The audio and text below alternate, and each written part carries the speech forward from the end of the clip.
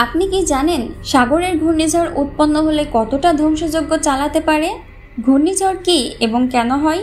চলুন আজকের প্রতিবেদন থেকে জেনে নেওয়া যাক ঘূর্ণিঝড় বলতে কি বোঝায়। ঘূর্ণিঝড় হলো একটি বৃহৎ বায়ুর ভর যা নিম্ন বায়ুমণ্ডলীয় চাপের একটি শক্তিশালী কেন্দ্রের চারপাশে ঘোরে। ঘূর্ণিঝড়গুলি অভ্যন্তরীণ সরফেল বায়ু দ্বারা চিহ্নিত করা হয় যা নিম্নচাপের একটি অঞ্চলে ঘোরে। এটি সাধারণ প্রাকৃতিক দুর্যোগসমূহের একটি। ঘূর্ণিঝড় হল গ্রীষ্মমণ্ডলীয় ঝড়। পৃথিবীর 30 ডিগ্রি উত্তর এবং 30 ডিগ্রি দক্ষিণ অক্ষাংশের মধ্যবর্তী অঞ্চল গ্রীষ্মমণ্ডলীয় অঞ্চল হিসেবে চিহ্নিত। ঘূর্ণিঝড় সৃষ্টি হয় কিভাবে? কোনো স্থানে তাপমাত্রা বেড়ে গেলে উষ্ণ বায়ু উপরে উঠতে থাকে। সমুদ্রের কোনো স্থানে বাতাসের চাপ কমে গেলে সেখানে লঘুচাপ তৈরি হয়। তখন আশেপাশের জলীয় বাষ্প পূর্ণ শীতল বাতাস ওই স্থানে চলে আসে। চারপাশ থেকে আসা বাতাসের মিথস্ক্রিয়ার ফলে সৃষ্টি হয় ঘূর্ণিঝড়ের।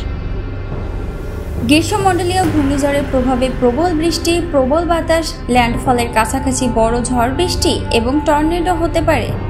গ্রীষ্মমণ্ডলীয় ঘূর্ণিঝড়ের ধ্বংস যেমন হারিকেন বা গ্রীষ্মমণ্ডলীয় ঝড় প্রধানত এর তীব্রতা, এর আকার এবং অবস্থানের ওপর নির্ভর করে।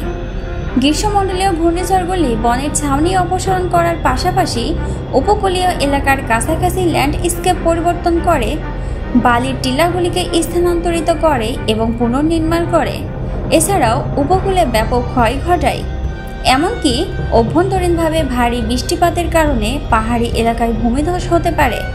গুহার মধ্যে অক্সিজেন 18 আইসোটোপের ঘনত্ব অধ্যয়ন করে সময়ের সাথে তাদের প্রভাবগুলি অনুধাবন করা যেতে পারে।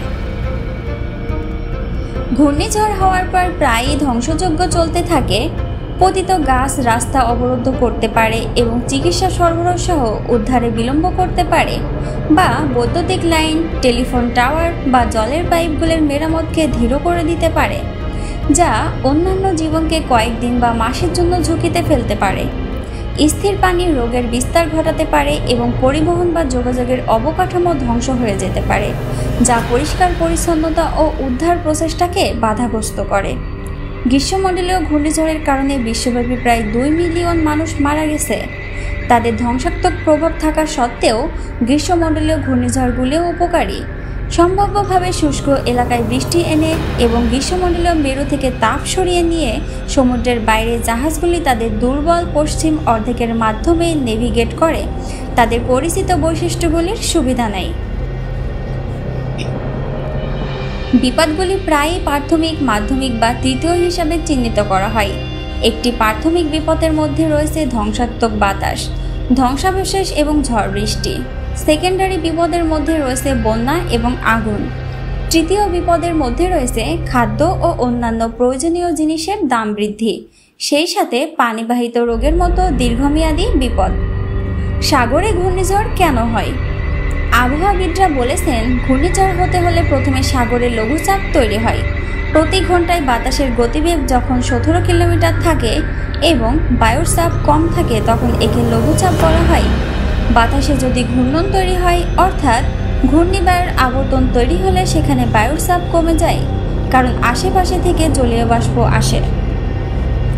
সাগরে ঘূর্ণিঝড় বা হারিকেন হলো এক ধরনের শক্তিশালী ক্রান্তীয় ঝড় যা সাগরে উৎপন্ন হয়ে বিশাল ক্ষতি করতে সক্ষম। ঘূর্ণিঝড় কিভাবে ধ্বংসযজ্ঞ চালায় সেটা বলার অপেক্ষা রাখে না। তীব্র বাতাস ঘূর্ণিঝড়ের কেন্দ্র থেকে শুরু করে সাগরের তীব্র বাতাস বয়ে যায়, যা উপকূলীয় এলাকা এবং স্থলভাগে আঘাত হানে। এই বাতাসের গতি ঘন্টায় 74 মাইল বা তার বেশিও হতে পারে। বৃষ্টি, বন্যাসহ জলোচ্ছ্বাস ঘূর্ণিঝড়ের সঙ্গে সমুদ্রের পানির উচ্চতা বৃদ্ধি পায়, যা স্টর্ম সার্জ নামে পরিচিত। এই জলোচ্ছ্বাস উপকূলীয় অঞ্চলে পানি ঢুকিয়ে ব্যাপক ক্ষতি করতে পারে, যার ফলে সমুদ্রের পানি গ্রামে, শহরে ঢুকে পড়ে এবং ব্যাপক বন্যার সৃষ্টি হয়। ঘূর্ণিঝড়ের প্রভাবে মানুষ প্রাণ হারাতে পারে এবং অনেকে আহতও হতে পারে, সাথে ভূমিধসের সমস্যা তো আছেই। এইসব উপাদান মিলিয়ে সাগরে উৎপন্ন ঘূর্ণিঝড় এক ভয়াবহ ধ্বংসযজ্ঞ চালায়, যা মানুষের জীবনযাত্রা, অবকাঠামো এবং পরিবেশের উপর ব্যাপক প্রভাব ফেলে। Report news protocol.